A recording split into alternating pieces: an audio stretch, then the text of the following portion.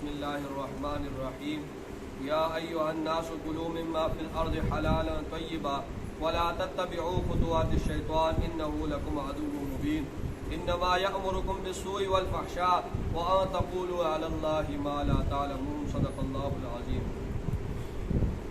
سورہ بقرہ کا ترجمہ اور تفسیر جاری ہے۔ 167 آیتوں کا ترجمہ اور تفسیر ہو چکی ہے۔ آج 2 آیتوں کا ترجمہ ہوگا اور 7 تفسیر ہوگی۔ پہلے ترجمہ سماعت کر لیں۔ یا ایھا الناس، اے انسانوں، یا ایھا الناس، اے ناس کہتے ہیں لوگوں کو، تو یا ایھا الناس، اے انسانوں، کلو کھاؤ، مما ان چیزوں میں سے، فی الارض جو زمین میں ہے، حلالا حلال ہے، طیبا پاکیزہ ہے، ولا تتبعوا اور پیروی نہ کرو تم، ولا تتبعوا اور پیروی نہ کرو، اتباع نہ کرو، پیروی نہ کرو تم، خطوات الشیطان، شیطان کے قدموں کی، خطوات الشیطان، شیطان کے قدموں کی، انہ بے شک وہ شیطان، لکم تمہارے لیے، تمہارے واسطے، عدو دشمن ہے، مبین کھلا۔ ٹھیک ہے، دوبارہ سن لیں اس آیت کو۔ یا ایھا الناس، اے لوگو، کلو کھاؤ، مما ان چیزوں میں سے، فی الارض جو زمین میں ہے، حلالا حلال ہے، طیبا پاکیزہ ہے، ولا تتبعوا اور تم پیروی نہ کرو، خطوات شیطان، شیطان کے قدموں کی، انہ بے شک وہ شیطان، لکم تمہارے واسطے، عدو دشمن ہے، مبین کھلا دشمن ہے۔ انما بے شک، انما پختہ بات ہے، یأمرکم حکم دیتا ہے وہ شیطان تمہیں، بالسوء برائی کا، والفحشاء اور بے حیائی کا، اور اس بات کا، تقولو تم کہو، علی اللہ اللہ تعالیٰ پر، ما لا تعلمون جو کچھ تم نہیں جانتے۔ ٹھیک ہے، دوبارہ اس آیت کا ترجمہ سن لیں۔ انما پختہ بات ہے، یأمرکم وہ شیطان تمہیں حکم دیتا ہے، یأمرکم وہ شیطان تمہیں حکم دیتا ہے، امر حکم دیتا ہے، بالسوء برائی کا، بالسوء برائی کا، والفحشاء اور بے حیائی کا، اور اس بات کا، تقولو تم کہو، علی اللہ اللہ تعالیٰ پر، ما لا تعلمون جو کچھ تم نہیں جانتے۔ یہ اس کا ترجمہ ہوا۔ اب اس کی تفسیر سن لیں۔ پچھلے رکوع میں 3 باتیں تقریباً بیان ہوئی تھی۔ پہلی بات یہ کہ یہ اللہ رب العزت کی ان تمام چیزوں میں، دن اللہ نے آسمان بنائے، زمین بنایا، دن اور رات کے عدلنے بدلنے میں، اور یہ جو ہوائیں ہیں، اور یہ جو بادل ہیں، اور یہ جتنی بھی چیزیں ہیں، اور یہ جانور کی، یہ تمام اللہ کی قدرت کی نشانیاں ہیں۔ تم ان میں غور فکر کرو تو تمہیں اللہ کی وحدانیت معلوم ہو جائے گی، اللہ کی الوہیت معلوم ہو جائے گی۔ تب جب تم ان چیزوں میں غور و فکر کرو گے تو تم اس نتیجے پر پہنچو کہ اللہ وحدہ لا شریک ہے، اس کے ساتھ کوئی شریک نہیں ہے، اور وہ اکیلا ذات ہے، اور یہ تمام کام وہ کر رہا ہے۔ دوسری بات یہ بیان ہوئی تھی کہ یہ مشرکین جو ہے، یہ اللہ کے سوا جس کو معبود بناتے ہیں، ان کے ساتھ یہ ایسی محبت کرتے ہیں جس طرح اللہ کے ساتھ محبت کرنی چاہیے۔ تو اللہ فرما رہے ہیں کہ ایسا نہ کرو۔ ایمان والے جو ہیں، ایمان والے وہ اللہ سے سب سے زیادہ محبت کرنے والے ہیں۔ اور فرمایا کہ یہ جو جن سے یہ محبت کرتے ہیں نا، جن کے یہ پیروکار ہیں، جن کی پیروی کرتے ہیں، یہ بت اور یہ جتنے بھی ہیں، جو یہ کل قیامت کے دن جب یہ دونوں پیروی کرنے والے اور جن کی پیروی کی گئی ہے، یہ دونوں جب اللہ کے عذاب کو دیکھیں گے نا، تو یہ پیروی کرنے والے، یہ پیچھے چلنے والے، یہ جن کے جو پیروکار تھے، ان سے کہیں گے کہ ہمیں عذاب سے بچا دو، تو وہ کہیں گے کہ آج تو ہم بھی جہنم میں جائیں گے اور تم بھی، آج ہم تم سے بیزار ہیں۔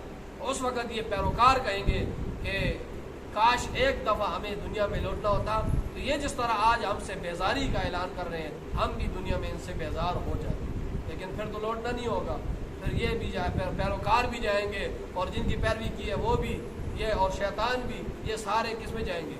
جہنم میں جائیں گے۔ تو اللہ فرما رہے ہیں کہ یہ جہنم میں جائیں گے اور پھر ہمیشہ کے لیے اس میں رہیں گے، نکلنا نہیں سکیں گے۔ فرمایا یا ایھا الناس، اے لوگو، کلو کھاؤ، مما ان چیزوں میں سے، فی الارض جو زمین میں ہے، حلالا حلال ہے، اور کیا ہے؟ طیباً پاکیزہ ہے، عرب کے لوگ مشرکین عرب جو تھے وہ اس طرح کرتے تھے کہ خود بعض چیزوں کو حلال کر دیتے تھے، بعض چیزوں کو حرام کر دیتے تھے اپنی مرضی سے۔ مشرکین عرب جو تھے نا وہ اپنی مرضی سے بعض چیزوں کو حلال کر دے، بعض چیزوں کو حرام کر دے۔ یہ آگے 7ویں سپارے میں انشاءاللہ آئے گا، زندگی رہی تو وہ اس میں یہی ہے کہ وہ لوگ کہتے تھے کہ یہ جو جانور ہے نا یہ وہ لوگ کھائیں گے جو لات کے پجاری ہیں، جو لات ان کا بت تھا، تو جو لات کے پجاری ہیں تو یہ جانور ان کے لیے مخصوص ہے اور اس جانور کو ہاتھ نہیں لگانا، دوسروں کے لیے یہ جانور حرام ہے۔ اسی طرح وہ یہ بات بھی کرتے تھے کہ اگر بچہ پیدا ہو جائے تو اگر بچہ زندہ پیدا ہوا تو پھر مرد تو کھا سکتا ہے لیکن اس بچے کو، لیکن عورت نہیں کھا سکتی۔ ہاں اگر بچہ مردہ پیدا ہو جائے تو اس بچے کو پھر مرد بھی کھا سکتا ہے، عورت بھی کھا سکتا ہے۔ تو اپنے جو ہے اپنی جو انہوں نے حرام اور حلال کا سارا زاویہ رکھا ہوا تھا، خود ہی چیزوں کو حرام کر دے اور خود ہی چیزوں کو حلال کر دے۔ تو یہ حلال اور حرام کی اتھارٹی یہ کس کے پاس ہے؟ اللہ رب العزت کے پاس ہے۔ اللہ ہی جس چیز کو حرام کرتا ہے، اللہ کے علاوہ مخلوق میں سے کوئی بھی ایسا شخص نہیں ہے جس کو اللہ نے یہ اتھارٹی دی ہو کہ آپ بھی حلال اور حرام کر سکتے ہیں، ایسا کوئی بات نہیں ہے۔ حلال کرنا چیزوں کو اور حرام کرنا یہ اللہ کا اختیار ہے۔ حتیٰ کہ اللہ کے بعد جو سب سے بڑی ذات مخلوق میں جو اللہ کے سب سے قریب ہے وہ رسول اللہ صلی اللہ علیہ وسلم کی ذات ہے۔ تو ایک مرتبہ آپ صلی اللہ علیہ وسلم نے گھریلو مصلحت کی بنیاد پر، گھریلو مصلحت کی بنیاد پر، وہ آئے گا انشاءاللہ 29ویں سپارے میں، آپ صلی اللہ علیہ وسلم نے کہا کہ میں آج کے بعد شہد نہیں کھاؤں گا، میں شہد نہیں کھاؤں گا۔ تو حالانکہ اپنے لیے حرام کیا تھا کہ میں شہد آئندہ کے بعد استعمال نہیں کروں گا، وہ واقعہ ہے آگے لمبا۔ تو حالانکہ امت کے لیے بھی آپ نے حرام نہیں کیا تھا، بیویوں کے لیے بھی حرام نہیں کیا تھا، خود کہا تھا کہ بس میں شہد کا استعمال نہیں کروں گا۔ تو اس پر اللہ رب العزت نے پوری صورت نازل کی، فرمایا یا ایھا النبی لما تحرم ما احل اللہ لک، اے نبی صلی اللہ علیہ وسلم آپ ان چیزوں کو کیوں حرام کر دیں جو چیزیں اللہ نے حلال کیا۔ تو مخلوق یعنی سب سے جو عظیم شخصیت ہے مخلوق میں، انہیں بھی اختیار نہیں ہے۔ یہ حلال اور حرام کا اختیار کس کے پاس ہے؟ اللہ رب العزت کے پاس ہے۔ تو یہ لوگ جو تھے یہ اسی طرح کام کرتے تھے کہ خود سے بعض چیزوں کو حلال کر دے اور بعض چیزوں کو حرام کر دے۔ فرمایا یا ایھا الناس، اے لوگو، کلو کھاؤ، مما ان چیزوں میں سے، فی الارض جو زمین میں ہے، حلالا حلال ہے۔ زمین میں ساری چیزیں نہیں کھانی آپ نے، وہ چیزیں کھانی ہے جن میں 2 شرطیں پائی جائیں۔ ایک یہ ہے کہ وہ چیز جو زمین میں حلال ہو، جس کی کھانے کی اللہ نے تمہیں اجازت دی ہو، حلال ہو جس کی اجازت کس نے دی ہو؟ اللہ نے دی ہو، اور طیباً پاکیزہ ہو، پاکیزہ ہو۔ طیب کا مطلب یہ ہے کہ دوسرے کا حق اس کے ساتھ نہ ہو، ٹھیک ہے؟ ایک چیز حلال تو ہے لیکن دوسرے کا حق اس کے ساتھ مل گیا، اب وہ چیز پاکیزہ نہ رہی۔